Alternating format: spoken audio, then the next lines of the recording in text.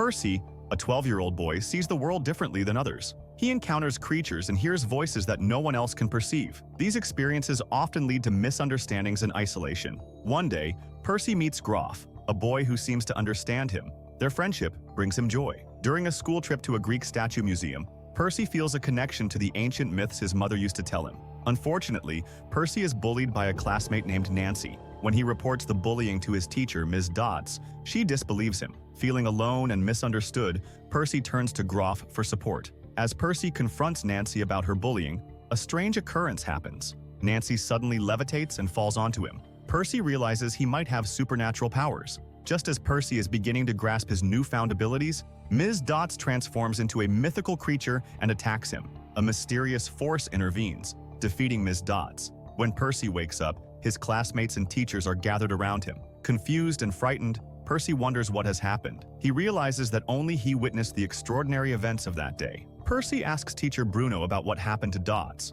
Bruno tells him that there is no teacher called Dodds in the school. Percy and Grover were called to the principal's office. The principal questioned them about the incident. Percy denied any wrongdoing, but surprisingly, Grover testified against his friend for the first time, accusing him of hurting Nancy and trying to push her into the water. As a result, the principal suspended Percy from school. Percy left school feeling sad and confused. Percy returned home feeling down. His stepfather, Bella, was at home as usual, unemployed and struggling financially due to gambling. Sally, Percy's mother, was the one taking care of them. Percy was upset and sought comfort from his mother. As soon as she saw him, she embraced him. She assured him that she believed him and knew he was innocent. Percy was relieved to have someone who believed him and confided in her that he felt different and misunderstood. Sally comforted him, though it was clear she knew the secret behind his experiences. They decided to spend their vacation at their cabin. Percy agreed and started packing. Within hours, they arrived at the cabin. Percy continued to share his strange experiences with his mother, explaining that they had started when he was 8 years old. Sally finally revealed the truth. There was another world, inhabited by creatures different from humans, known as the Greek gods. These gods controlled the second world and possessed supernatural powers. She explained that the cabin was the place where she had first met Percy's father, who was also one of these gods. Sally admitted that she had initially been unaware of his true nature, but later learned that he was a ruler in the second world. She confessed to Percy that the myths she had told him about the Greek gods were true, and that when a god from the second world married a human, they could have a hybrid child who possessed supernatural abilities. This was the reason for Percy's strange experiences and his unique abilities. He was the only one who could see the creatures from the second world because he lived in both worlds. There was a barrier between the two worlds, preventing normal humans from seeing what happened in the second world. Percy was shocked to learn that he was in danger. The evil creatures from the second world were targeting hybrid children, including the woman who had been impersonating the school principal. This monster was from the second world, and Percy was horrified to hear the truth. He struggled to believe his mother and argued with her. Just then, they heard a knock on the door. Grover arrived, warning Sally that Percy was in danger. Grover's body transformed into that of a goat, surprising Percy. Grover revealed that he was a mythical creature from the second world. The three of them quickly left the cabin and drove away. Along the way, Grover confessed to Percy that he had been protecting him all these years, as it was his mission. Percy questioned him about his testimony against him at school, and Grover explained that he had needed to be expelled because the evil creatures had breached the barrier between the worlds and were trying to kill him. Grover told Percy that they were going to a camp in the second world, a safe place for hybrid children where they could develop their supernatural abilities, plus the place is more safe for them. As they drove, a legendary monster appeared behind them called Mentor. The monster tried to attack them, forcing them to quickly exit the car. Sally urged Percy to go to the second world with Grover. Initially, Percy refused to leave his mother alone, but she assured him she would be fine, and that it was dangerous for a human to enter the second world. Sally said goodbye to Percy and engaged in a fight with the monster. Unfortunately, the monster killed her. Percy was devastated by his mother's death and became angry. Suddenly, Percy's pen transformed into a sword. He used it to fight the monster and eventually defeated it. Exhausted, he lost consciousness. The next day, Percy and Bella found themselves in the second world. Percy explored the strange new world, accompanied by the teacher Bruno, who appeared as a half-human, half-horse creature. Bruno revealed that he was a mythical creature from the second world and that he had been training hybrid children like Percy to discover and control their superpowers. He had been protecting Percy since his birth in the first world. Bruno gave Percy a tour of the camp, explaining that the rulers of the second world were 12 powerful beings, each with unique abilities. By protecting these rulers, they controlled everything in the second world, including nature and weather. Bruno also explained that the camp was divided into 12 houses, each housing a group of hybrid children. These children were the offspring of the rulers, but many children in the camp were not yet recognized by their rulers, including Percy. Percy was upset that his father had not yet recognized him, as this meant he would not have a place to live. Persia assured him that his father was Poseidon, the ruler of the seas and oceans, one of the most powerful rulers. She told Percy that his father had created a special house for his unrecognized children, and that Percy would live there until his father officially recognized him. Persia encouraged Percy to do something extraordinary to impress his father and gain his recognition. Percy met a young man named Luke, the strongest fighter in the camp, whose father was Hermes, the ruler of time. They took a tour of the camp and learned about its system. By accident, Percy bumped into a bully girl named Clarice, who pushed him to the ground and mocked him. She was angry with him for killing the mentor, a powerful monster that was difficult for anyone their age to defeat. Percy began training with the other children in the camp, but struggled to keep up. One night, Percy was walking alone when Clarice and her gang appeared. He managed to escape into the bathroom, but Clarice threatened to drown him if he didn't admit to killing the mentor. Percy confessed, but suddenly the water in the bathroom disappeared and then reappeared, falling on Clarice and her gang. They ran away, frightened. A girl named Anubis approached Percy and told him that he was different from the other children in the camp. She invited him to join her team in the upcoming competition, and Percy agreed. The day before the competition, Percy asked Luke about the details. Luke explained that the competition would be between their team and Clarice's team. The goal was for one team to defeat the other by conquering their world. The competition would involve weapons, but the most important rule was to avoid killing each other. Percy was concerned because Clarice hated him and wanted to hurt him. The competition began, and Percy noticed the intense rivalry between the two teams. The house was filled with tension, and Percy stayed away from the action until the end. Suddenly, Clarice and her gang appeared and tried to attack Percy. He reminded them that killing was against the rules, but Clarice was consumed by hatred and ignored him. Percy's fear transformed into supernatural power, and he fought back, eventually defeating Clarice's magic spear. Percy's team won the competition, and Anubis appeared, congratulating him. Percy noticed that his wounds had healed and was amazed by this magical recovery. A magic spear appeared above Percy, and Anubis smiled, telling him that his father had officially recognized him. That night, Bruno watched Percy and told him that his father had a brother named Zeus, the eldest of the gods. However, the two brothers were estranged due to a stolen magic spear. Zeus believed that Percy had stolen the spear, but Percy was surprised and denied any wrongdoing. Bruno believed Percy, but explained that Zeus would declare war on all the rulers if the spear wasn't returned. Percy's mission was now to help recover the spear. Viperus admitted that he didn't know how to help, and Bruno revealed that their father and Zeus had another brother, Hades, the ruler of the underworld. Hades was known for his evil nature and was considered the most dangerous ruler. Bruno suspected that Hades had stolen the spear, and they decided to go to the underworld to retrieve it. Percy hesitated, not wanting to risk his life for something he didn't care about, especially since he had never met his father. However, their conversation was interrupted by a revelation. Percy's mother was still alive, but Hades had kidnapped her and imprisoned her in the underworld. Shocked by this news, Percy agreed to go to the underworld to save his mother. The next day, he visited a fortune teller for advice. The fortune teller's spirit warned Percy that the person he trusted most would betray him and ruin his mission. Percy was concerned by this prediction. Bruno held a meeting with the children and teenagers, asking Percy to choose two friends to accompany him on the mission. He selected Anubis and Grover. Bruno explained that the entrance to the underworld was a portal located deep underground in Los Angeles. He warned Percy to be cautious during his journey because evil creatures would be watching him. Luke gave Percy a magic boot that could fly when called upon. The next day, Percy, Anubis, and Grover boarded a bus to Los Angeles. At a bus stop, Anubis got off to buy something from the supermarket. She noticed that a woman named Dots was still alive and put on an invisibility cap to approach her. Anubis asked Dots what she wanted, but Dots demanded that she hand over something to Percy. Anubis refused and warned her friends, and they all got off the bus to avoid danger. As they continued their journey towards the portal, they noticed Dots following them. Suddenly, a woman named Medusa appeared, and they quickly hid their faces. Medusa was a normal girl who had been cursed by a wise woman named Athena, turning her into a monster. Anyone who looked into her eyes would turn to stone.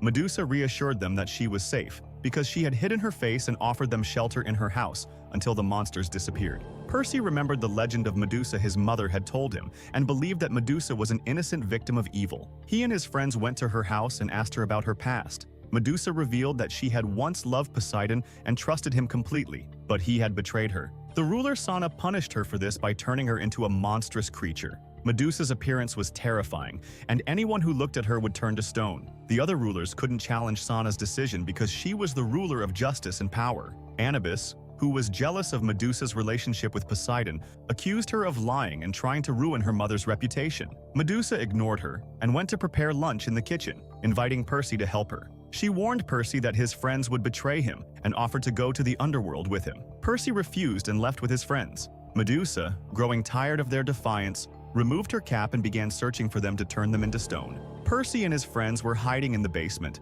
surrounded by the people they had turned into stone. Suddenly, a monster appeared, but Anubis quickly covered its face with the invisibility cap. Percy used his sword to decapitate it, then took the head and left the house. When the head appeared in front of Dots, Dots turned into a statue.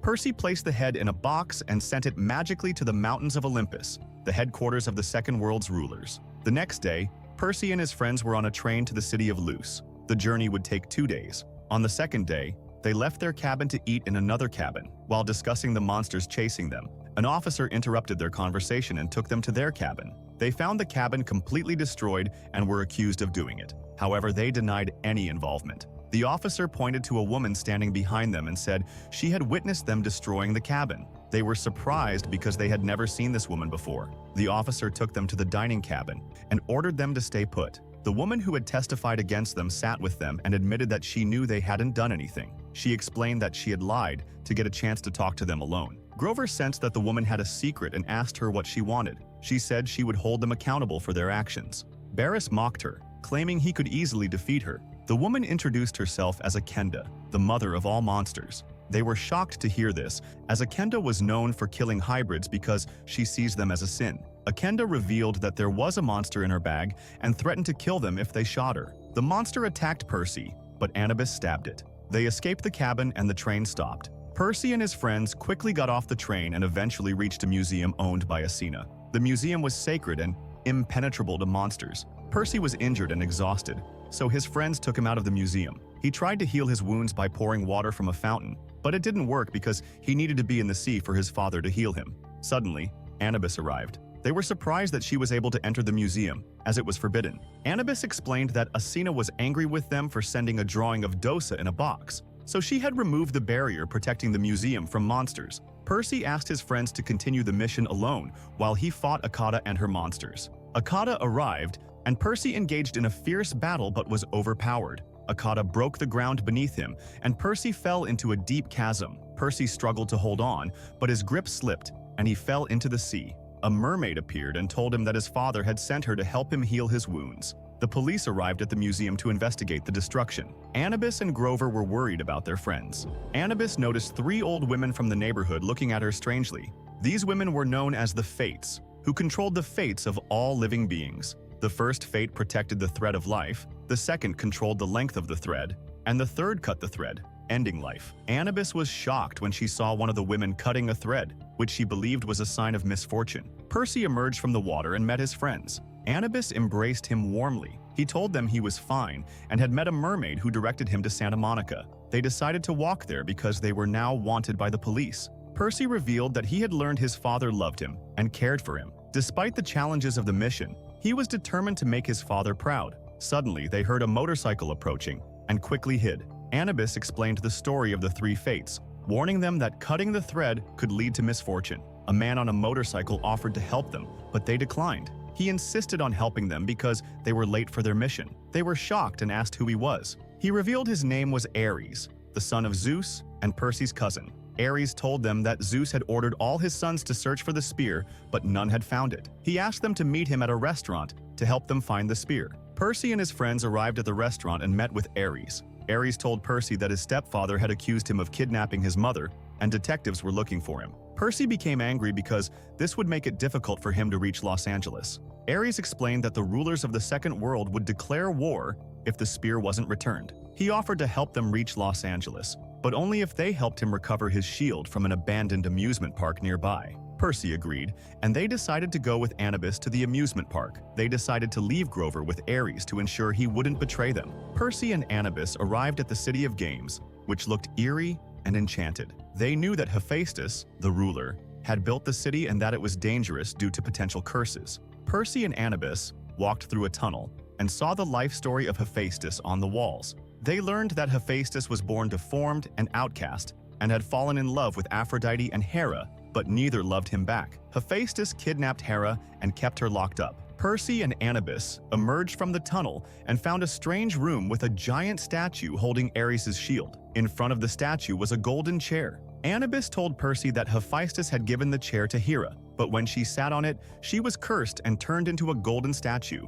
Hephaestus refused to lift the curse until Aphrodite married him. One of them had to sacrifice themselves by sitting on the chair to obtain the shield. Anubis volunteered, but Percy stopped her, believing she was the smartest and most capable of succeeding. He gave her his pen and told her she would need it. He expressed his love for her and encouraged her to save his mother. Anubis was deeply affected and collapsed from crying. She left Percy and sat on the chair, turning into a golden statue. The giant statue released the shield, allowing Anubis to take it. Anubis was upset about her fate and tried to free herself but couldn't. A strange man appeared and told her to leave because she had achieved her goal. Anubis refused to leave until she freed her owner. The man explained that the curse was impossible to lift because he was the one who had cursed her. Hephaestus laughed and encouraged Anubis to think strategically. He told her that if she succeeded in this mission alone, she would become famous and respected. Anubis replied that fame and respect were meaningless if she lost the people she loved. Hephaestus was impressed by her wisdom and decided to break the curse, freeing Anubis.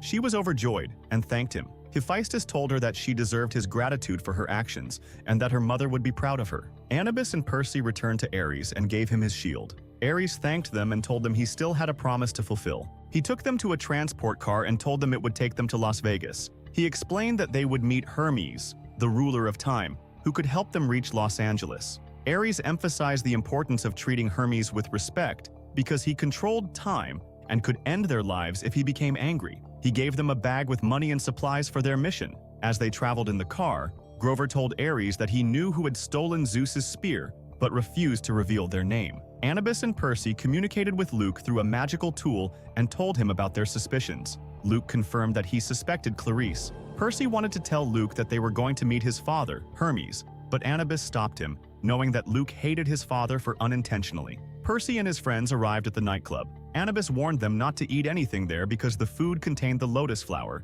which could cause temporary memory loss. Percy suggested offering to help Hermes reconcile with his son, in exchange for help reaching the underworld. Hermes realized why they were there, as he could see all past, present, and future events. However, he told them that the mission was dangerous, and he couldn't help them. Anubis offered to reconcile Hermes with his son in exchange for his help. Hermes considered her proposal and asked how she could achieve this. Anubis explained that if his son knew he had helped them, he would be proud. Hermes agreed that hatred could turn into love and pride. He wanted to help them, but was concerned about the consequences. He revealed that he knew a secret way to the entrance of the underworld, but the rulers had forbidden him to tell anyone. Hermes hesitated because revealing the secret had led to the death of his wife. He was afraid for his son and found it difficult to help. Anubis became angry at his words and left. Hermes told Percy it was best to leave now because time passed differently in the nightclub. Time moves really fast inside the nightclub. Every minute they spend there feels like hours have passed in the real world.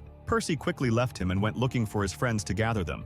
They walked and found Anubis and told her that time had stolen away without them noticing. Now they had only 48 hours to save Lily, so they were in a race against time. Anubis was reassured that she had stolen the keys to Hermes' car so they could escape with it. After a while, they found Grover and realized that he had lost his memory and forgotten about them completely. Percy tried to think for himself and told Grover that they were on a dangerous mission and needed his help to succeed. Grover got excited about the idea and agreed to go with them. Then Benz slipped into the garage, and they kept looking for Hermes' car until they found it. Hermes had left them a message on the car. He told them that he knew they had stolen his car and had left them some gas that would help them reach the underworld. He also told them that his car was enchanted and would take them to the place that would help them achieve their goal. They moved in the car, but suddenly another car appeared from next to them and crashed. When they got out of the car, they found themselves in front of a big sea. At that time, Grover's memory returned and he remembered everything. Percy kissed him, and the freedom of the sea appeared to him, telling him that his father was very proud of him and had seen everything he did for him. Unfortunately, Zeus had declared war, and there was no time left to carry out the mission. She asked him to return to the camp to protect himself, but Percy refused. He told her that he was a big shot breaker, and he would not be able to surrender now. He also told her that Hades was the reason for what had happened. because he was the one who had made the two brothers fall together. He would not be able to let Hades win over them. She gave him 4 magic balls that would help him and his friends to get out of the underworld. One of the balls was for his father, Percy. The next day, Percy arrived at a bed shop and met a person named Krusty. This man was also one of the sons of Poseidon, so he was Percy's brother. Percy knew that Krusty was an evil person and that the entrance to the magical world gate was in this shop. He asked Krusty to think about humanity for once and allow them to enter through the gate because he wanted to save his mother. Krusty showed him a bed and asked him to sleep on it first, but Percy refused because he knew that all these beds were cursed, and if he slept on one of them, he would remain locked in it forever. Suddenly, Anubis appeared wearing the invisibility cap and decorated my notebook on the bed. He loved it in my notebook. He understood that whoever entered the underworld would never leave it and asked them to think again, but they didn't care about his words. They left him. Then, Percy and his friends found a door in front of them. When they entered it, they found themselves in the underworld. It was a scary and very dark world. They were all nervous. Then, they saw a large number of dead people standing in a long line. They were waiting for the Soul Reaper to distribute them to their places. Then, the Soul Reaper noticed that Percy and his friends were not dead, so he made a magic whistle and called out to a huge dog with 3 heads. Suddenly, this dog tried to attack Percy and his friends, but they ran quickly, and suddenly they found the dog stopped. Anubis had been able to temporarily return him. Grover quickly used his magic shoe and took Percy and flew with him over the mountain. After a little while, Anubis found them and was finally able to get the dog away from them. Then they saw Hades' palace behind them. The road was very long to the palace, but he did not give up and started moving. On the way, Grover told them that the magic ball he had taken from Percy was lost, so he would not be able to return with them to the original world. He was sorry that he had to sacrifice himself and stay in the underworld, but Percy refused to leave him alone. He gave Grover his ball and asked him to keep it. Percy decided to sacrifice himself to save his mother and his friends. Then he continued walking with his friends, but in the middle of the road they heard a strange sound. He ran quickly, but suddenly they stopped when he realized that Anubis was not with them. They started looking for her until they found her and asked her why she didn't come with them. She told them that there were tree branches wrapped around her legs and she wouldn't be able to move. She asked them to complete the mission alone and said that she would use the magic ball she had at the closest opportunity to get out of the underworld. Percy and Grover listened to her and left her to complete the mission. In the middle of the road, an unknown force appeared and pulled Grover's boot towards a large hole. Grover was unable to control the force that pulled him until Percy used his sword and pinned it to the ground. He kept holding his friend very well until the boot was removed from his foot and fell into the hole. Meanwhile, Percy heard the sound of something strange in his bag.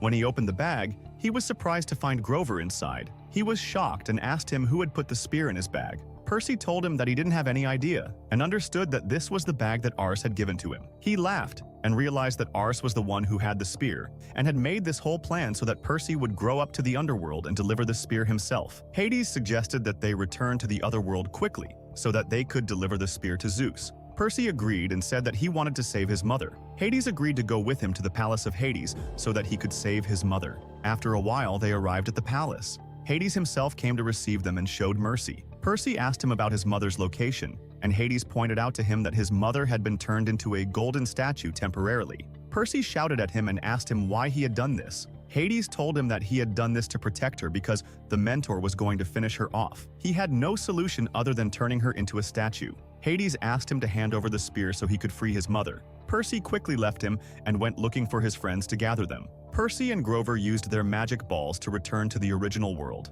They found Anubis waiting for them, but Garrus soon appeared. Percy fought him, but Garrus was stronger. Just as Percy was about to lose, a giant wave appeared. He stumbled and fell, and Percy took advantage of the opportunity to fight back. He defeated Garrus, who surrendered and left the helmet behind. Percy heard a boy calling him from a nearby house. He went inside and found his mother, Dot. She was alive. She had been watching under orders from Hades, who suspected that Percy was the one who stole his helmet. Dot had given the helmet to Percy and asked her to keep Hades' promise. Percy asked his friends to return to camp. He would go to Mount Olympus to deliver the spear to Zeus. Dot was worried. Zeus hated demigods and might hurt Percy. Percy reassured her that he would be okay. The next day, Percy arrived at Mount Olympus and found Zeus. He handed Zeus the spear. "I didn't steal it," Percy said. "Kronos and Ares planned this." Zeus knew this was true. "It's too late," he said. "I'll deal with this later." He told Percy to leave. Percy refused. "You have to stop the war on your sisters," he demanded. Zeus yelled at him. "Don't interfere in matters that don't concern you," he said. "I planned this war a long time ago. Stop being arrogant and think about the people around you." Your brothers and sons are afraid of you. They listen to you against their will. Your son Garrus betrayed you and allied with Kronos. You must stop this war." Zeus became furious and raised his spear to strike Percy. But then, Poseidon appeared. "Stop," he said. "You won't fight." Zeus was surprised that Poseidon was defending his son. He laughed. A demigod? A sin? Poseidon reminded Zeus of his daughter, who was one of the strongest and bravest fighters of her generation. Zeus was upset. He had never acknowledged his daughter and didn't want to remember her. He turned and walked away. Poseidon greeted his son. "I'm proud of you," he said.